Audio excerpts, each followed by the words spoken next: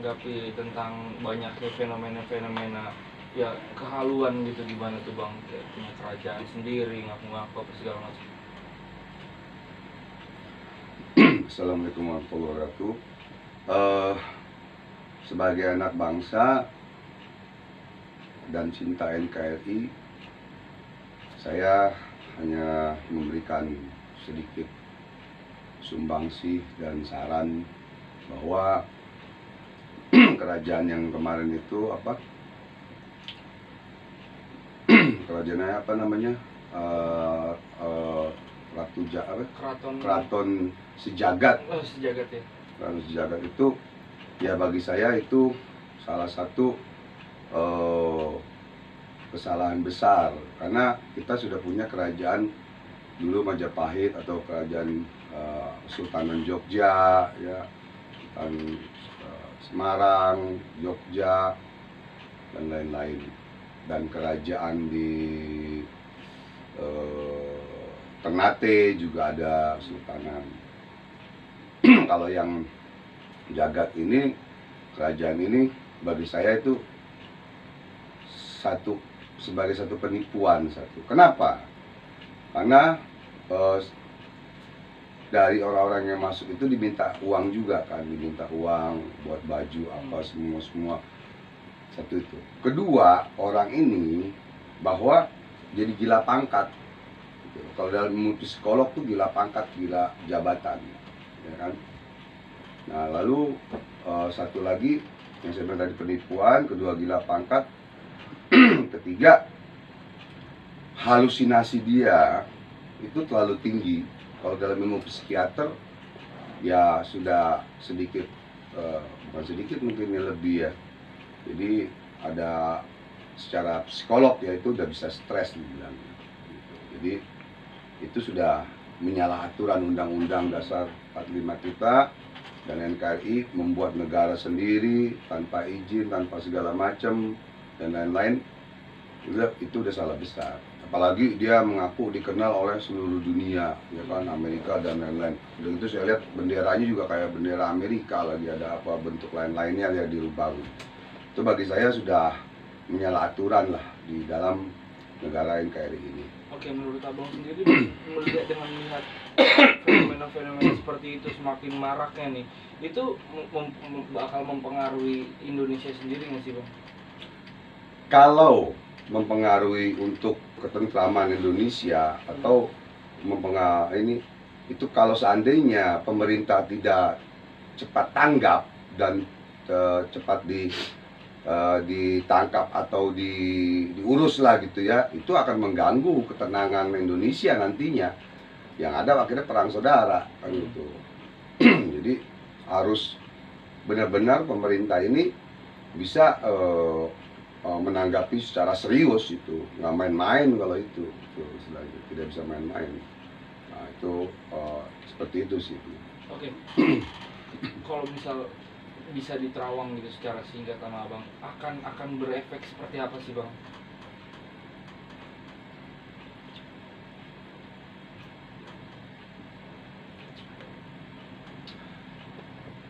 Kalau secara spiritual, secara pengalaman spiritual, ya mudah-mudahan saya tidak salah bahwa kalau seandainya berlaut-laut seperti itu yang saya bilang tadi, akan menjadikan negara ini terpecah belah, ya kan. Akan nanti ada, emangnya kita Indonesia kayak Inggris ada kerajaan gitu kan, kita kan bukan kayak Brunei kerajaan atau Malaysia, beda kan. Kita demokrasi kan, kita Pancasila kan gitu. Jadi walaupun bermacam-macam suku, tapi satu tujuan Bhinneka Tunggal Ika gitu. Jadi tidak ada yang boleh membuat negara sendiri atau membuat kerajaan sendiri, ya tidak boleh. Itu sudah aturan dari dulu kan begitu ya. Mudah-mudahan sih tidak akan terjadi lagi seperti itu. Kalau ada terjadi seperti itu ya kita harus tangkap secepatnya kan gitu. Pemerintah harus tanggap gitu aja. Bang, selain itu kan banyak lagi nih contoh-contoh lainnya, seperti contohnya Ning Siti Nampi yang mengaku bisa melihat itu. Kayak kehalusinasian yang timbul nih semakin maraknya Bang. Ya. Masalah Mbak Ningsih. Jadi gini, seorang spiritual ya jangan mengsugestikan kepada pasiennya itu dengan hal-hal kegaibannya Allah yang melebihi manusia. Ya. Karena Mbak Ningsih ini bukan wali Allah. Ya. Jadi Mbak Ningsih ini hanya spiritual pengobatan alternatif. Jadi saran saya itu udah obatin aja bahwa ini penyembuh, hakikatnya datangnya dari Allah, ya kan, bukan dari mana-mana, ya kan, hakikatnya Allah yang mau menyembuhkan, ya. Ayatnya ada di firman Allah, wa nunazzilu minal Qur'an ma huwa shifaa'un wa rahmatul lil mu'minin. Allah jadikan ayat Al-Quran itu untuk kesembuhan dan rahmat bagi orang-orang yang beriman. Jadi bukan kita yang hebat, bukan Mbak Ningsih yang hebat, bukan saya yang hebat. Yang hebat hanya Allah yang maha penyembuh. Yang jago ya ayam jago. Itu aja kalau saya. Jadi janganlah orang disebut, wah saya panggil rohnya Nabi Muhammad SAW atau rohnya ini, astagfirullah. Itu udah salah besar gitu loh. Kalau saya panggil rohnya wali masih mending, atau saya panggil hodam dari ayat atau hodam dari jin atau jin saya ya masih mending lah gitu loh. Jadi saya panggil malaikat begini ini untuk jangan dari itu. Malah yang bagus itu ya, mungkin Mbak Ningsih sama saya duluan saya di praktek. Saya alhamdulillah sampai detik ini saya 35 tahun dan saya itu tim pemburuan itu, dan sebelum pemburuan itu juga saya sudah praktek gitu. Jadi ya bilang kepada pasien, alhamdulillah kamu udah sembuh, ya kan, atas izin Allah, ya kan, atas izin Allah. Saya hanya perantara, saya hanya syariat saja, hakikatnya Allah yang mau menyembuhkan. Karena gini, kadang manusia tidak sadar dengan ucapan dia bisa syirik kepada Allah. Tidak sadar kadang. Nah mungkin Mbak Ningsih hilaf, lupa, wajar, namanya manusia, ada lupa dan dosa dan kesalahan yang hilaf. Bahwa tiba-tiba mengatakan seperti itu, akhirnya lupa. Makanya Mbak Ningsih sudah minta maaf dengan pemirsa, tapi Mbak Ningsih juga kalau sudah minta maaf ya sudah, jangan merasa dirinya benar juga gitu loh, ya kan, bahwa oh iya saya hilaf, bahwa karena begini, tidak ada satu orang pun kecuali wali Allah, ya wali Allah juga saya belum tentu percaya manggil Rasulullah berhadapan langsung atau kontak langsung, karena begini, kita harus bisa membedakan mana jinnya, jin muslim yang datang, atau jin kafir yang datang, atau hodam malaikat yang datang, atau hodam ayat yang datang, atau Rasulullah yang datang. Salah satu contoh, Syekh Abdul Qadir Al-Jilani, rajanya Aulia Kutub. Siapa yang nggak kenal dengan beliau? Beliau orang yang memang rajanya wali di seluruh dunia yang sering kita tawasulin. Sedangkan beliau saja waktu tirakat di hutan, datanglah satu cahaya. Cahaya itu kata Syekh Abdul Qadir Al-Jilani, siapa kau? Aku adalah Allah. Terus kamu mau apa? Kalau engkau Allah. Sekarang hai Syekh Abdul Qadir Al-Jilani, kamu boleh melakukan apa saja. Syekh Abdul Qadir Al-Jilani bingung. Oh, kok Allah mengaku dirinya Allah? Udah gitu saya boleh ngelakuin apa aja? Berarti saya boleh ngelakuin dosa dong. Dan Allah tidak berwujud dan tidak bicara Allah. Makanya Syekh Abdul Qadir Jilani mengatakan apa? Hai setan, pergi kau. Gitu kan. Setan pergi akhirnya tuh setan. Sampai setan bisa menyerupai seperti itu. Nah, itu rajanya wali kutub, aulia Allah, Syekh Abdul Qadir digoda oleh Allah, digoda oleh setan seperti itu. Apalagi kita yang masih banyak dosa dan kesalahan, yang doif, hina, fakir di mata Allah. Apalagi kita, apalagi saya, apalagi Mbak Ningsih dan lain-lain spiritual. Jadi janganlah berlebihan, maksud saya. Saya jangan berlebihan. Biasa aja ngobatin gini, udah sekarang mungkin karena udah ramai, udah terkenal dan lain-lain, ya kan? Jadi lupa, ya kan? Lupa mana yang boleh kita katakan, mana boleh yang tidak. Gitu. Contoh gini aja. Yang membuat kita syirik kepada Allah gampang.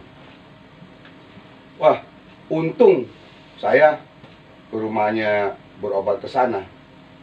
Anak saya sembuh sama si A. Ya kan? Tapi lupa ucapan alhamdulillah Allah sembuhkan anak saya melalui si A, si B, si C. Tapi yang dibanggakan si A, si B, si C itu kepada Allahnya lupa. Nah itu udah syirik kecil yang orang tanpa sadar. Makanya kalau jadi spiritual nggak ngaji, nggak mengkaji, repot. Jadi ngomongnya ngaco, nggak ngaji dan mengkaji, gitu loh. Menurut abang sendiri dari fenomena Saya modelnya bicara begini, memang begini ya, bukan karena ini memang bekas anak jalanan, bekas preman. Jadi ngomongnya memang modelnya begini, bukan sombong, enggak. Yang maha sombong hanya Allah. Yang maha sombong, yang maha hebat hanya Allah. Ya mutakabir, yang hanya sombong hanya Allah. Kalau pakaian Allah dipakai, Allah akan marah. Oke bang. Dari kehaluan ini nih, banyak kehaluan. Kehaluan emang dia nyabu? Enggak. Enggak nyabu. Oh enggak nyabu, kira nyabu jadi halu. Berpikir secara kayak seolah-olah berhalusinasi. Kayak halusinasi. Oke, motifnya seperti apa sih bang kira-kira tuh motif utamanya gitu? Apakah Maksudnya? memang benar dia akan membuat kerajaan atau apakah memang benar dia penipuan aja gitu? Oh, masalah kerja. Ini masalah kerajaan nih. Kerajaan dan mungkin kalau bisa Apa dikatakan Ning Siti Nampi juga halusinasi. Begini. Jadi kalau masalah kerajaan dia berhalus begitu begini, ya kalau saya lihat unsurnya ada penipuannya. Penipuannya lebih besar daripada halunya. Daripada halunya. Gitu loh. Satu dia penipuan, kedua halunya besar. Gitu loh. Sehingga dia akan berkerajaan agar gini. Yang dia baca buku bahwa di sini ada zaman ini gitu. Bagi dia mungkin tidak melanggar undang-undang, tidak melanggar hukum Indonesia gitu loh. Makanya dia seperti itu. Nah, kalau Mbak Ningsi, saya hanya lihat kehilafan dia, kelupaan dia untuk mengatakan bahwa ini mungkin dari gurunya juga ada belajar atau dari mana atau dapat petunjuk sendiri atau apa sehingga mengatakan seperti itu, gitu loh. Halunya seperti itu bahwa ya kadang gini ya, kadang setan itu menggoda manusia pakai kunci. Ada kunci-kuncinya, setan itu menggoda manusia ada kunci-kuncinya. Kayak kamu semua nih nggak pakai kunci digoda sama setan. Kenapa nggak pakai kunci? Gampang. Tapi kalau ulama, para wali itu pakai kunci. Karena berat. Digodanya itu sama setan berat. Begitu loh. Jadi jelas kalau seandainya sedangkan para wali ya para ulama-ulama yang dekat tasawuf cinta kepada Allah dan Rasulullah aja itu paling mimpi. Kalau mimpi itu wajar, kalau mimpi didatangkan Rasulullah atau apa dan tidak sembarangan orang yang memang benar-benar cinta kepada Rasulullah, cinta kepada Allah. Makanya ada syariat, tarekat, hakikat, marifatullah, ada ahli sufi, ada tasawufnya itu tinggi tingkatannya. Saya pun belum nyampe, baru belajar aja dikit. Oke bang, mungkin terakhir kira-kira dari abang sendiri harapannya atau pesan-pesan yang bisa disampaikan untuk. Jadi gini, saya berpesan kepada seluruh spiritual, ya, janganlah berlebihan bicaranya. Ya, saya semalam ketemu malaikat Jibril seandainya gitu, jangan. Atau ketemu semalam saya panggil Rasulullah gitu, datang gitu. Jangan. Jadi saya sarankan kepada seluruh spiritual Indonesia yang wajar-wajar aja ngobatinnya gitu. Kalau memang Anda merasa hebat dan bisa ngobatin, ya silakan. Tapi caranya yang baik saja, jalur yang baik saja gitu. Gitu kan. Kalau Mbak Ningsi ngobatinnya tidak menipu, enggak, saya tahu ilmunya dia, tahu ilmunya. Nanti kapan-kapan saya bongkar semuanya, semua spiritual saya bongkar ilmunya. Ya. Cuman kata-kata ini yang bahaya, mulutmu harimaumu, jadi hati-hatilah bicara. Contoh gini, saya lihat tuh spiritual yang pada ngomong artis sakit ini diguna-guna, dari mana, dari Banten, dari Cirebon, itu jangan katakan seperti itu, sebenarnya kode etik itu nggak boleh. ya nggak boleh mengatakan itu sebenarnya, gitu loh, di depan umum kecuali pribadi. Dan kita punya kode etik, tidak boleh sebutkan siapa nama orang yang mengguna-gunai pasien kita itu juga nggak boleh kode etik, karena nggak ada bukti, ya kan? Nggak ada bukti. Oh, diguna-guna ini yang guna-guna dari Banten, dari Cirebon, mana buktinya, mana orangnya? Mendingan kita sembuhkan aja. Oh, memang kena guna-guna, kalau kena guna harus sembuh langsung. Jangan bicara kena guna-guna tapi nggak bisa nyembuhin, gitu loh. Jadi jangan bicara kamu kena guna, Anda bapak kena guna-guna, ibu kena guna tapi nggak bisa nyembuhin. Masa ayat Allah kalah sama ayat setan? Saya juga belajar guna-guna kok. Demi Allah saya belajar guna-guna, telur saya belajar, hikmah saya belajar sih. Dan ada kitab-kitab hikmahnya. Saya menggunakan kitab-kitab hikmah, gitu. Karena kalangan Imam Ghazali, Imam Syafi'i ada semua. Gitu. Jadi jangan katakan kena guna-guna tapi tidak bisa mengobatin. Mendingan obatin aja. Ibu mau sembuh apa cuman mau tahu orang yang kena dukun yang guna-guna kan gitu. Jadi saya sarankan kepada seluruh spesialis Indonesia dengan baiklah untuk berbicara, untuk menyembuhkan. Jangan mengada-ada. Kemarin saya ketemu malaikat, kemarin ketemu si Anu, ketemu ini, ketemu Raja Jin, ketemu Nabi Sulaiman. Jangan jadi ngaco ntar, mengajarkan orang jadi ngaco dan jadi syirik. Takutnya syirik kepada Allah. Dikhawatirkan takutnya begitu. Saya belum menyebutkan Mbak Ningsi ini syirik, belum, tidak. Tapi takutnya ucapan kita ini tanpa kita sadari menjadi syirik kepada Allah Subhanahu wa Ta'ala. Nah, pasien-pasiennya Mbak Ningsi ya percaya aja, orang sembuh. Oh, ini mau ngomong apa juga, jujur aja. Pasien itu kalau kita mau buka, istilahnya pasien kalau udah sembuh kita suruh nyebur kali juga nyebur kali. Ibu mau sembuh gak? Ya tapi ibu nyebur kali sekarang ya, mandi di kali, di got juga dia mandi. Yang penting dia mau sembuh. Itu istilahnya. Jadi jangan kita sampai seperti itu. Jangan sampai nanti kita jadi Allah marah sama kita. Gitu. Oke, kalau harapannya sendiri untuk melihat fenomena-fenomena kerajaan seperti ini kan, mungkin bisa pesan-pesan juga dari abang. Ya, pesan saya yang belum membuat kerajaan ya jangan buat kerajaan, karena kerajaan sudah ada. Jadi Indonesia bergabunglah, bikin yayasan, ya, akte notaris, ya, terus bergabung dengan dinas sosial, dinas Menkumham dan Mendagri dan lain-lain. Bahwa saya ormas, ya kan, ormas untuk membantu negara ini, untuk ini. Mending bagus begitu. Nah, terus pakaiannya juga jangan selalu mirip dengan TNI, ABRI, jangan. Waduh, jangan dah. Istilahnya ntar jadi halu jadi pengen gila jabat, main bintang aja sih. Saya bintang 5 bisa sih bikin, bintang 7 bisa. Ya kan, bintang 7 puyar jadinya. Jadi jangan. Jadi gitu. Jadi kepada saudaraku semua juga, kalau ada orang seperti itu harus berhati-hati juga. Ini orang nih udah gila atau belum nih atau apa. Kayak dulu ada yang mengaku nabi, kayak Musadek, ada lagi bapak-bapak nggak tuh baru pulang dari rumah sakit jiwa ngaku nabi lagi, aduh ngaco deh. Jadi harus berhati-hati dan harus juga bertanya kepada guru-guru ngaji dan lain-lain, apa benar ini kerajaan ini begini atau gini, atau apa benar ini ilmu ini begini, gitu kan. Nah, jadi ya berobat kemana saja silakan, kita tidak dilarang, gitu kan. Oke Bang Haji, thank you Bang Haji, waktunya.